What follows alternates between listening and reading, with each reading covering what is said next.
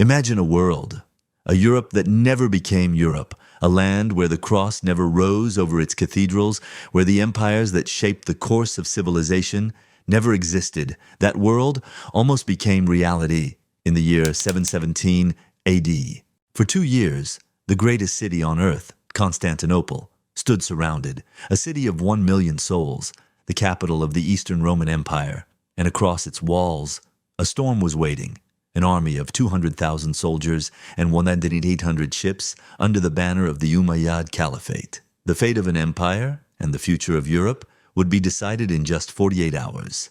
By the 7th century, the Roman Empire was no longer the titan it once was.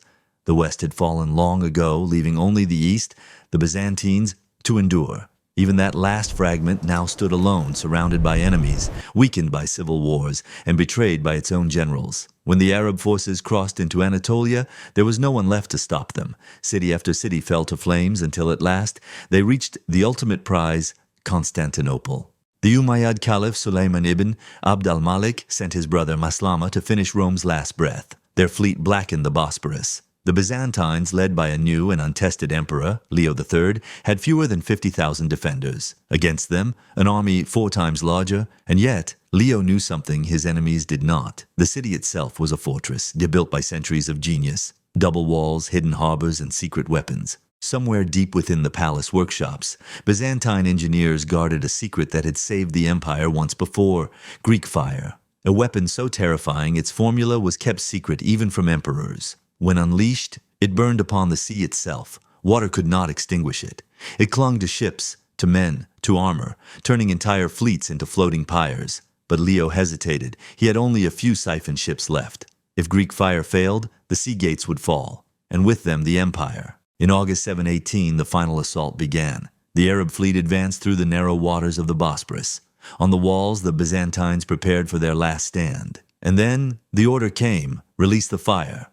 The sea ignited, flames tore through the wooden ships.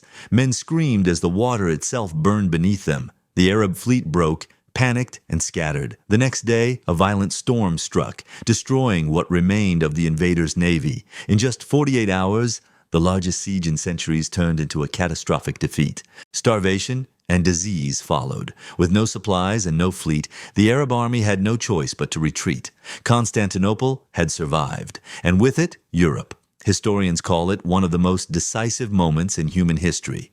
Because if those 48 hours had gone differently, if Leo had hesitated longer or Greek fire had failed, the Byzantine Empire would have fallen. The Islamic Caliphate would have swept across the Balkans into Central Europe, centuries before the Crusades, before the Holy Roman Empire, before the Renaissance.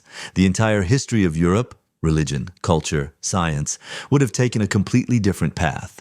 Emperor Leo III rebuilt the empire from the ashes. He reformed its laws, strengthened its defenses, and began a dynasty that would last for centuries. The walls of Constantinople would stand against every invasion for another 700 years. But history rarely remembers how close it came to ending, how one man's decision and one ancient secret saved not just a city, but an entire civilization. This was the 48 hours that saved Europe, but history is filled with moments like this, and there's when a single heartbeat, a single choice, changed the course of the world forever.